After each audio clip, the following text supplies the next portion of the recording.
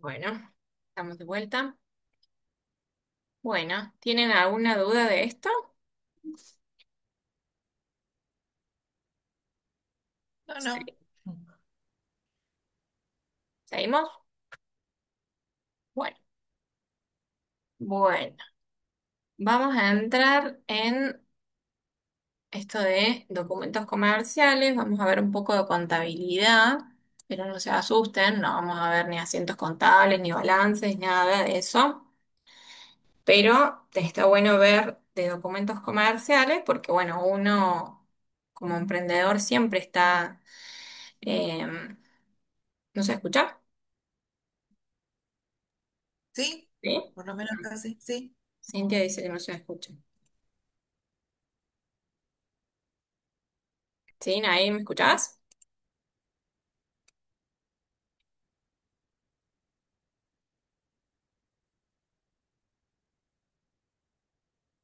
No me debo escuchar. Capaz que te quedaste con el volumen bajo. Bueno, cualquier cosa me avisa.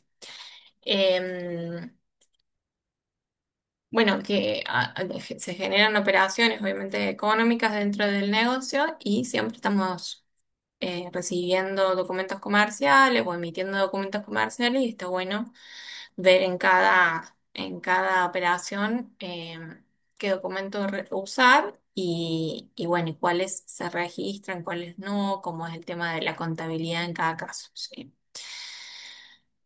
Así que, a ver cómo.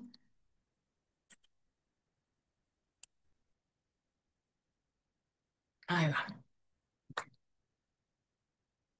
Bueno, así como a título de teórico, la contabilidad es el proceso de identificar, medir, registrar, comunicar los eventos económicos de una organización con o sin fines de lucro para usuarios interesados en dicha información. ¿Sí? Entonces el objeto es brindar información y el objetivo es medir el patrimonio y los resultados. ¿Sí? Acá es donde decimos que bueno, que es que tanto las organizaciones con o fin de lucro tienen que llevar su contabilidad, ¿sí? Sí, sí, sos vos, no sé por qué no escuchas. No sé si será algo, si estás con auriculares o qué. Las chicas sí escuchan. Em, Entonces, tanto las organizaciones con o sin fines de lucro tienen que llevar su contabilidad, ¿sí?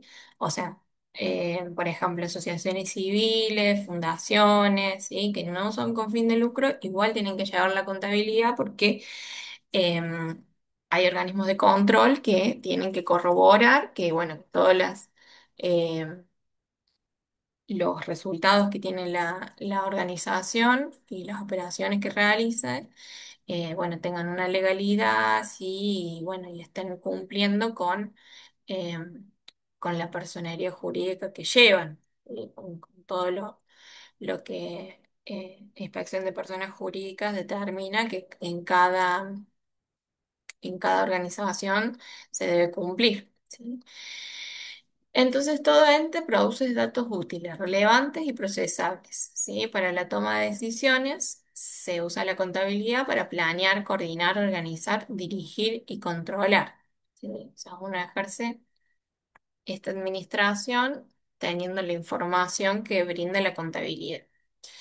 Entonces, ¿para qué sirve la contabilidad? Por un lado, llevar un registro actualizado de todas las operaciones de la empresa, ¿sí? De los ingresos y de los egresos. Conocer la situación económica, las ganancias y las pérdidas. De esta forma se puede saber si los procesos de un negocio se realizan adecuadamente. ¿Sí? Anticiparse, anticiparse, ¿por qué yo estoy viendo distinto? Ah, está bien. Anticiparse a las situaciones financieras, conociendo los resultados y la capacidad para afrontar deudas o compromisos. Se pueden tomar decisiones más acertadas, ¿sí? Porque a su vez vamos a ver esto de que dentro de la contabilidad vamos a ver los libros que tenemos que llevar y el balance que después se presenta a fin de año lo que nos va a dar es, por un lado, un estado de patrimonio, un estado de resultados, y vamos a también a ver un flujo de fondos también dentro de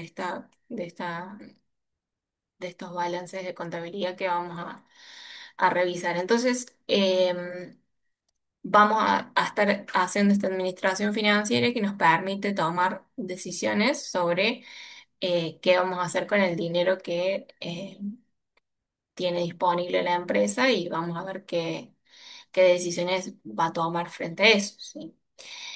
El análisis patrimonial, los bienes, los derechos, las deudas, poder cumplir con las auditorías, ya sean internas o externas, ¿sí? Los organismos de control, para solicitar financiamiento, ¿sí? En general, obviamente, antes de darte un crédito, lo primero que te piden es los balances. Y para cumplir con las obligaciones impositivas, ¿sí? Arca también solicita la presentación, obviamente, de los balances, y después para hacer las liquidaciones de los impuestos. Bueno, entonces esto que decíamos nosotros como auxiliares en la administración, lo que vamos a hacer es intentar combinar de manera óptima los recursos de un ente para lograr los fines establecidos. ¿Sí? Los recursos son los medios de que se vale la organización para lograr los objetivos, y está compuesto por bienes económicos y recursos humanos. ¿Sí? Entonces, en base a la información que la contabilidad me va a dar, yo voy a generar esta administración más eficiente. ¿Sí?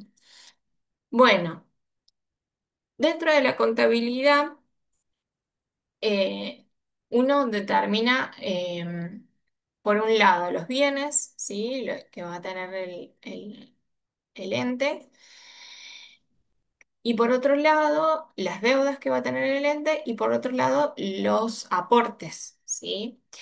Y a eso se va a llamar activos los bienes, ¿sí? Los bienes económicos van a ser activos, pasivos al financiamiento, y patrimonio neto a los aportes, ¿sí? Que también es como una forma de financiamiento, el patrimonio neto. ¿Por qué? Porque en esto de que decíamos que el ente eh, tiene que ser diferente a sus dueños, ¿sí? Hacemos que cada aporte de cada socio, de cada dueño, va a ser como una financiación que el dueño le da al ente, ¿sí? Por más de que yo sea la única, si soy una sociedad unipersonal, y yo soy la que aporto y la que genero los ganancias y la que me llevo esas ganancias, a nivel contable, voy a ser una persona separada del ente, ¿sí? El ente va a tener su propio patrimonio y yo el mío. Entonces, cuando yo hago un aporte a esa organización, a ese negocio, voy a estar financiando, es una fuente de financiación para ese ente, ¿sí? Y se llama patrimonio neto, ¿sí? Entonces, el conjunto de bienes económicos y sus fuentes de financiamiento reciben en la contabilidad el nombre de patrimonio, ¿sí? Entonces, vemos acá que, por un lado, tenemos al activo como el conjunto de bienes y derechos con valor monetario de una empresa, al pasivo como el conjunto de deudas eh, y compromisos económicos que tiene la empresa, financiamiento de terceros, y el patrimonio neto, que son los recursos financieros propios, ¿sí? El financiamiento de los propietarios, ¿sí? Y ya hay, obviamente, por cómo está dispuesto el patrimonio, una igualdad, ¿sí? En donde se dice que el activo tiene que ser igual al pasivo más el patrimonio neto, ¿sí? ¿Por qué? Porque se supone que todos los bienes que yo tengo dentro del negocio, cómo se compraron, cómo se adquirieron, y se adquirieron o con financiamiento externo o con financiamiento propio, ¿sí? De algún lado tiene que haber salido el dinero para poder comprar todos esos activos, ¿sí? Entonces esa es la lógica de la igualdad del patrimonio activo igual a pasivo más patrimonio neto, ¿sí? No se preocupen, no es para, no es que se lo tienen que entender y saber de memoria ni nada, es como para que ustedes entiendan cómo se forma la lógica de los balances y de la contabilidad, nada más. ¿Sí? Entonces, a este Waldo se llama ecuación patrimonial. ¿Sí? Eh, que es esto, que el activo es igual al patrimonio, ¿sí? Que el activo es igual al pasivo más el patrimonio neto, y que a su vez, si uno hace, determina a qué es igual el patrimonio, es igual al activo menos el pasivo. ¿Sí? Entonces, dentro de los balances, tenemos el estado de situación patrimonial y el estado de resultados. ¿Sí? El estado de situación patrimonial muestra el valor o el patrimonio neto de un negocio, ¿sí? Ilustra la posición financiera de un negocio capturando lo que el negocio tiene y debe, así como la cantidad invertida por el propietario en un momento determinado, ¿sí? Entonces uno determina cuando hace un balance un cierre de ejercicio. En general coincide con el año calendario, ¿sí? El 31 de diciembre de cada año uno cierra balance. Pero hay ciertas organizaciones que no tienen el cierre al fin de año y lo tienen en otro momento del año y el cierre de ejercicio es a la fecha que se determine, ¿sí? Y siempre es un año para atrás el periodo que se analiza desde esa fecha de cierre. Entonces, el estado de situación patrimonial muestra el patrimonio del negocio a esa fecha de cierre, ¿sí? Entonces, dentro de ese ejercicio económico, de ese ejercicio contable, vamos a tener un montón de operaciones, ¿sí? Pero a nosotros nos interesa, al momento de determinar el balance, lo que tenemos y lo que debemos y lo que aportamos en ese cierre, ¿sí? Igual pasa con el estado de resultados, que muestra la rentabilidad del negocio si ganó o perdió dinero durante un periodo determinado de tiempo, ¿sí? Que es ese también ese año calendario, ese año contable, en donde mis ingresos menos mis egresos me van a dar un resultado de ganancia o de pérdida, ¿sí? Entonces, bueno, más o menos el formato del balance va a tener, obviamente que hay más conceptos y demás, pero puede tener activos, ¿sí? Por ejemplo, efectivo, que es el dinero que yo tengo en banco, en la caja, a esa fecha. Las cuentas por cobrar, o sea, que es el dinero a recibir de los clientes, lo que yo vendí a crédito y que es un activo para mí, porque yo en algún momento lo voy a cobrar. Entonces, es dinero que yo tengo un derecho sobre ese dinero, ¿sí? El inventario, ¿sí? Que va a ser toda mi materia prima, mi mercadería que tengo en stock, ¿sí? Que todavía no vendí, pero yo compré y se genera un activo ahí. Y los gastos, por ejemplo, que yo pagué por adelantado, ¿sí? También voy a tener un crédito a favor, ¿sí?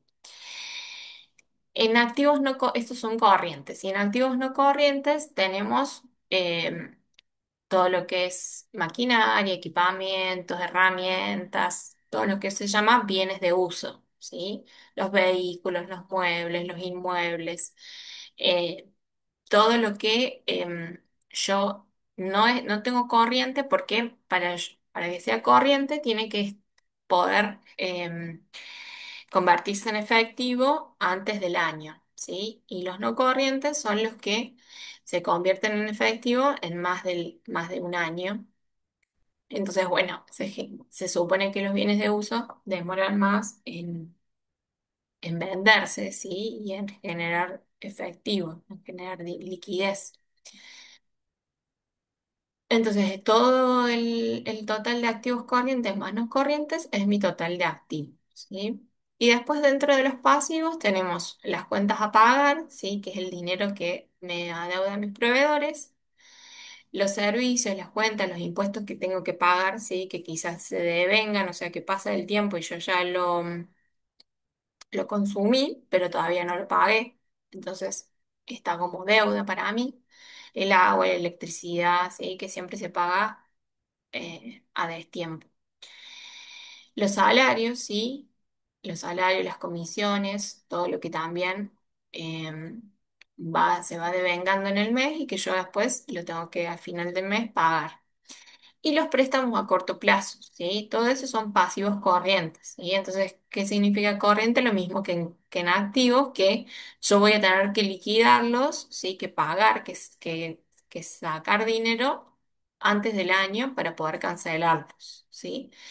En cambio, los no corrientes son préstamos más de largo plazo, que ya yo lo voy a pagar, los voy a cancelar en más de un año, ¿sí? Y la suma entre pasivos corrientes y pasivos no corrientes es el total de pasivos. Y luego el total de pasivos y después el patrimonio neto, que son los aportes, el capital que yo invertí al momento de constituir la empresa. El total de pasivos más el patrimonio neto es el total tiene que tener la igualdad de sumar igual que los activos. ¿Sí? Y así es como se dice que se equilibra, se hace el balance contable. Bien,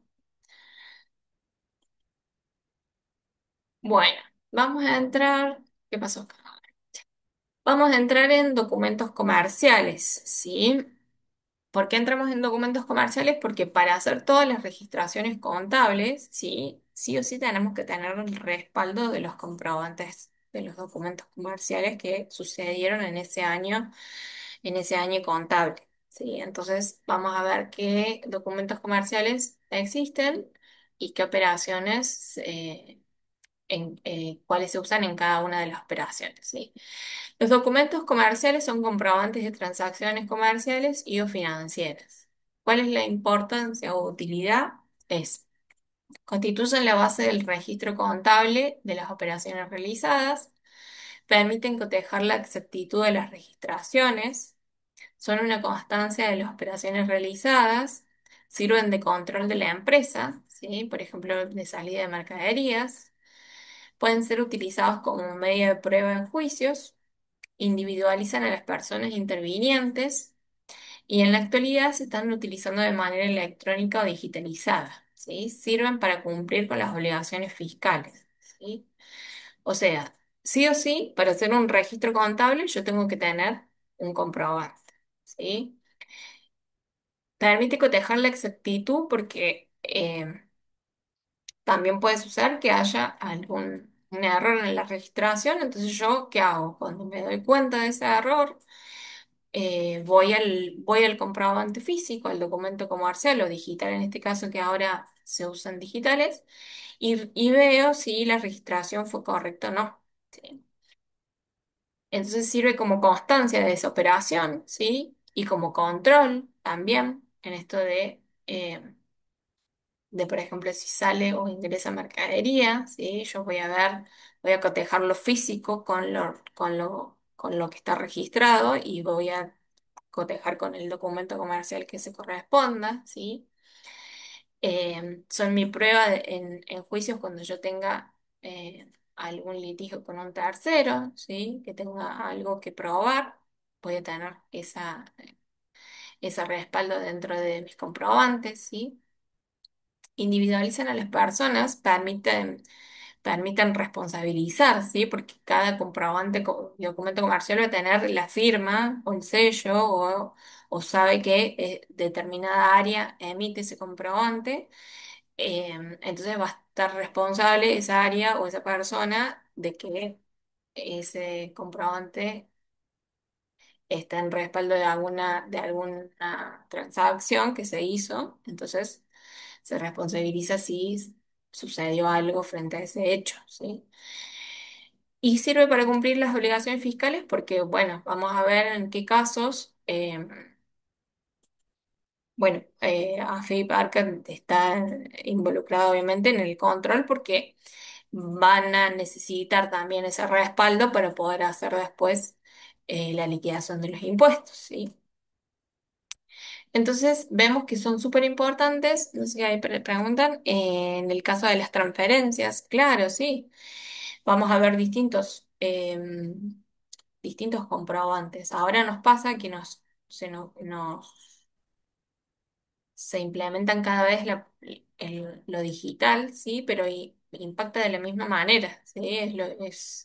Uno piensa que porque no tenés físicamente el papel no es un comprobante, pero sí. Ahora está aceptado que lo digital es la misma, es prueba fehaciente de que esa operación se realizó. ¿Sí? Vamos a ir viendo en cada caso. Em, Hay una clasificación que es de uso interno y de uso externo, ¿sí? Porque los comprobantes externos son aquellos que están emitidos fuera de la empresa y la empresa después los recibe y los conserva, ¿sí? Por ejemplo, las facturas de compra, los recibos de pagos, ¿sí? Entonces se emiten por un ente externo a la empresa, pero yo o sea, estuve involucrada dentro de ese hecho económico, entonces yo también lo tengo que guardar de respaldo de esa operación, ¿sí? Y también voy a hacer registros contables en base a eso, ¿sí?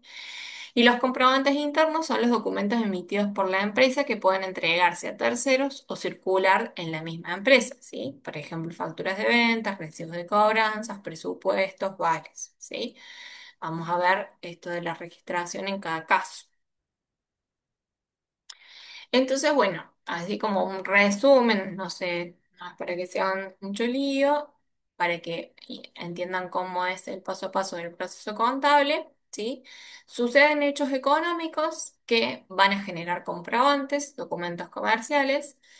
Esos documentos comerciales, con ese respaldo, vamos a ir y vamos eh, a registrar cuentas contables, ¿sí? Que esas cuentas contables van a depender de un plan de cuentas, un listado de cuentas, en donde yo voy a decir esto como decíamos, el activo va a ser mercadería, efectivo, banco y demás, pasivo va a ser cuentas a pagar y demás.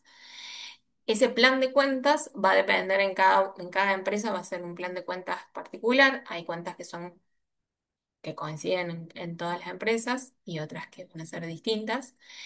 Pero cada empresa va a generar su plan de cuenta y va a ir registrando asientos contables para llegar a este balance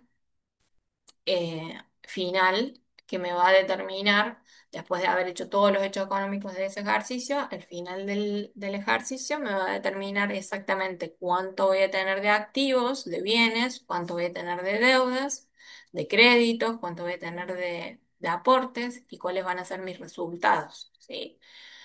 Porque voy a ir teniendo registraciones que me van a ir haciendo saldos dentro de cada una de esas cuentas, ¿sí? Y a su vez, el manual de cuentas va a ser el respaldo de este plan de cuentas que me va a decir, bueno, cada cuenta, cada listado de cada cuenta que yo detallo va a tener ¿cómo es? Su explicación de cada cuenta, de qué corresponde cada nombre que yo le puse a la registración, ¿sí? Y bueno, esta registración, como decíamos, tiene esto de la partida doble, ¿sí? De esta igualdad que siempre, en lo contable se llama debe y haber, ¿sí? Que siempre tiene que tener una igualdad y que después va a estar respaldado por los libros también de comercio, ¿sí?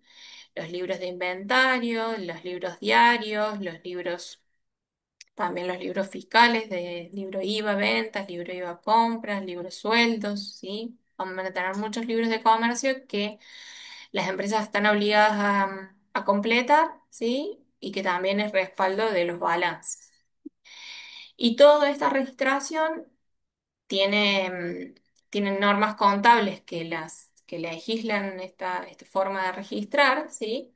Y principios contables que también van a estar determinando ciertos liquidamientos de cómo se hacen las registraciones, ¿sí? Bien, vamos a entrar en temas comprobantes, que es lo que vamos a hacer el práctico. Estos comprobantes tienen esto, como decíamos, una función contable para poder registrar, una función de control para uno revisar que los hechos económicos sean correctos, que estén bien, y una función jurídica que es de prueba frente a conflictos que tengamos con terceros. Entonces son comprobantes y registros contables internos y externos, ¿sí? ¿Qué tipos de comprobantes hay? Comprobantes de contabilidad, papeles de comercio, instrumentos públicos y privados, ¿sí? Bien, vamos a ver que en la mayoría de los comprobantes tenemos un tiempo de conservación, ¿sí? Que nosotros los tenemos que guardar a estos comprobantes para que frente a cualquier eventualidad que nos pida algún organismo de control, tengamos, tengamos a mano para poder mostrarlos, ¿sí? Esta documentación tiene 10 años, tiene un plazo de 10 años de conservación desde la fecha de emisión del comprobante, ¿sí? Por 10 años tenemos que guardarlos, ¿sí? Siempre ha sido un problema esto para las empresas, porque no es lo mismo tener un negocio chiquito que, bueno, tenemos la factura de venta, la factura de compra y la guardamos. 10 años será, bueno, un montón, pero en cajas la guardamos porque tenemos pocas operaciones, pero las empresas que tienen muchas operaciones, sí, tienen que tener depósitos enormes para guardar 10 años de comprobantes o se solía hacer hasta terciarizar este depósito de comprobantes y tener que contratar a una empresa para que te guarde los comprobantes, ¿sí? Porque se generan muchas cantidades.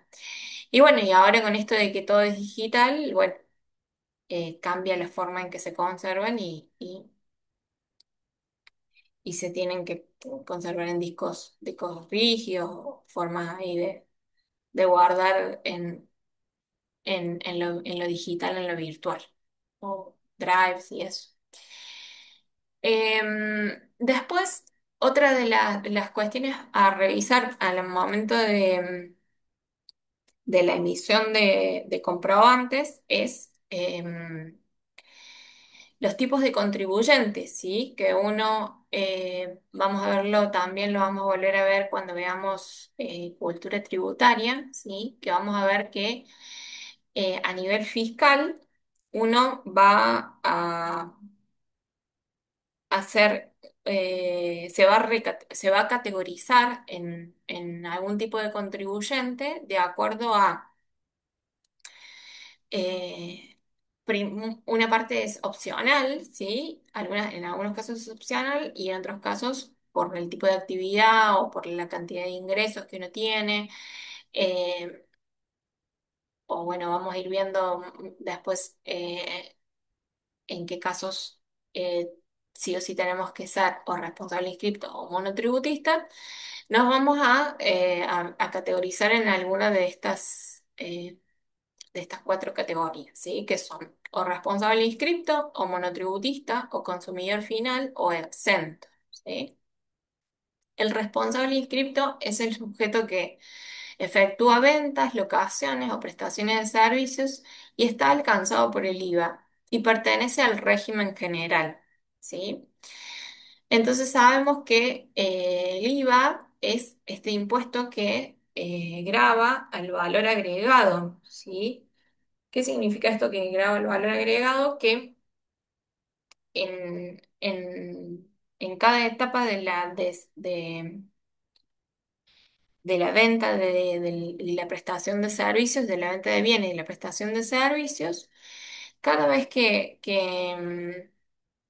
uno genera un valor desde que se genera la materia prima hasta que llega el producto al consumidor final, en cada una de las etapas intermedias, cada intermediario va generando valor agregado a esa etapa, va generando un impuesto que grava a ese valor agregado que se le va sumando en cada etapa, ¿sí? Entonces, por ejemplo, en el caso del producto final, que es el pan en una panificadora, el criollito, el pan francés, lo que sea, nosotros vamos a tener en las etapas anteriores el molino el campo que generó el grano, el molino que lo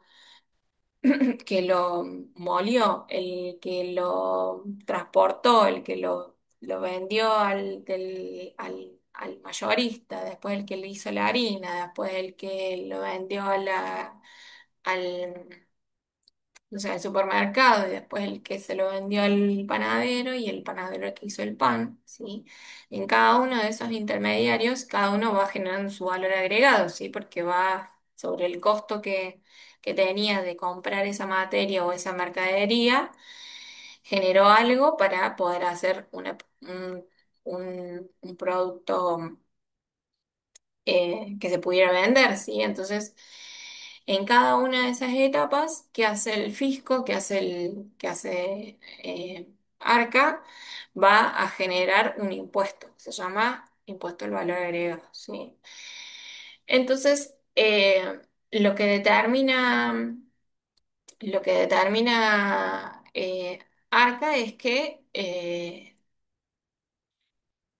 la persona que está en cada una de esas etapas va a facturar ese bien con el precio que lo vende, más el impuesto al valor agregado, que bueno, que sabemos que en algunos casos son 21% y en otros casos 10,5% y en otros casos 27% y bueno, y hay otras alícuotas más. En general, el más conocido es el 21% porque la mayoría de los bienes están grabados a esa alícuota. Entonces, nosotros cuando hagamos una sí, cuando veamos una factura de un bien que está grabado por el IVA, vamos a ver que va a estar el monto del bien más el 21% que es el impuesto que después de esa persona que vende ese producto va a tener que pagar al fisco por la venta de ese bien, ¿sí? Entonces, en los casos de que el contribuyente es un responsable inscripto, ¿sí? Que se dice que pertenece al régimen general, ¿sí? Va a generar un comprobante fiscal de esa venta distinto al monotributista que se dice que está en un régimen simplificado, ¿sí? ¿Por qué? Porque el responsable inscripto va a estar inscrito en IVA y va a presentar una declaración jurada que va a detallar em, todo lo que vendió y todo lo que compró para poder hacer esa venta, ¿sí? Toda la mercadería que compró. Y la diferencia entre lo que vende y lo que compra va a ser lo que va a pagarle al, al fisco. En cambio, el monotributista va a pagar un monto fijo, ¿sí? No va a pagar el IVA en relación a la cantidad que vende menos la cantidad que compra, sino que se va a categorizar de acuerdo a una tabla que determina el ARCA, se va a recategorizar y va a decir, bueno, si yo vendo más, voy a tener que pagar un monto fijo más alto y si vendo menos, voy a tener que pagar un monto fijo más bajo, ¿sí? Pero en general voy a tener que pagar siempre el mismo monto. Obviamente que por la inflación y todo, las tablas del monotributo se van actualizando y van cambiando los montos. Pero cada 6 meses más o menos siempre pagamos el mismo monto, ¿sí? Entonces, al tener este contribuyente otro régimen distinto, emite un comprobante fiscal en la venta distinto al del responsable inscripto. Ahora lo vamos a ver, ¿no? Pero entonces, bueno, el monotributista pertenece a un régimen integrado y simplificado, ¿sí? Que a su vez, además de IVA, abarca ganancias, el impuesto a las ganancias y a su vez puede aportar para su jubilación, ¿sí? Todo junto. En cambio, el responsable inscrito tiene que pagar por cada impuesto por separado. Tiene que pagar por ganancias por otro lado, su jubilación por el otro lado, el IVA por otro lado, ¿sí? Y liquida cada impuesto por separado, ¿sí? Entonces, a grandes rasgos, ¿cuál es la diferencia? Que el responsable inscripto obviamente tiene en general una facturación mucho más alta que el monotributista. Entonces el monotributista se genera como un contribuyente más chico y que eh, busca que sea más fácil para el monotributista toda la gestión de los impuestos que un responsable inscripto que tiene un régimen más complejo, ¿sí? Y luego, estos dos contribuyentes son contribuyentes que realizan actividades económicas y tienen que emitir estos comprobantes. En cambio, el consumidor final es el que recibe el producto, ¿sí? El que compra el producto. Entonces, él recibe los comprobantes, no emite comprobantes, ¿sí? Cuando yo estoy como consumidor final, ¿sí? Yo puedo a veces ser consumidor final y puedo ser monotributista y puedo ser consumidor final y puedo ser responsable inscripto, de acuerdo en qué lugar me estoy posicionando, ¿sí? Ya vamos a ver más detenidamente eso. Y después los exentos son actividades que por su naturaleza se encuentran dentro del ámbito del IVA, pero en virtud de la propia ley se dispone que no generan IVA en la venta, pero sí que se pague en las compras, ¿sí? ¿Qué significa lo exento? También, como en pocas palabras, es como un beneficio que te da el Estado para ciertas actividades que son promovidas por el Estado, ¿sí? Que el Estado dice, bueno, yo no voy a cobrar impuestos en estas ciertas actividades eh, para que estén promovidas, ¿sí? Para que tengan un beneficio en relación a otras. eh, y entonces, en ese caso, no se pagan impuestos por eso, ¿sí? Que, por ejemplo, una venta de un producto en general va a estar grabado por IVA, ¿sí? Pero ciertos productos que pueden ser, por ejemplo, eh, de consumo básico, se pueden estar exentas para ser promovidas y que no sean tan caros para la gente, porque este IVA siempre el IVA lo que hace es que los precios ¿cómo es? Los tergiversa, los aumenta, ¿sí? Entonces, permite que estas actividades que están exentas tengan un beneficio frente a estos impuestos, ¿sí? Bueno, vamos a ir viendo distintas operaciones y qué documentación está incluida dentro eh, de cada, de cada operación, ¿sí? Entonces vemos, por ejemplo, por un lado el vendedor y por otro lado el comprador, ¿sí? Y tenemos primero una orden de compra, ¿sí? Que el documento se utiliza ¿para qué? Para solicitar mercaderías al vendedor, ¿sí? Intención de comprar, ¿sí? Esto no siempre sucede de una forma documentada, ¿sí? Muchas veces la orden de compra se hace directamente vía telefónica, vía presencial, vía mail, vía WhatsApp, en donde solicito un detalle de los productos que quiero comprarle a mi vendedor y listo, ¿sí? O ahora que decimos con las páginas, con todo lo de la página web y demás, directamente voy, selecciono y listo, y compro. Pero bueno,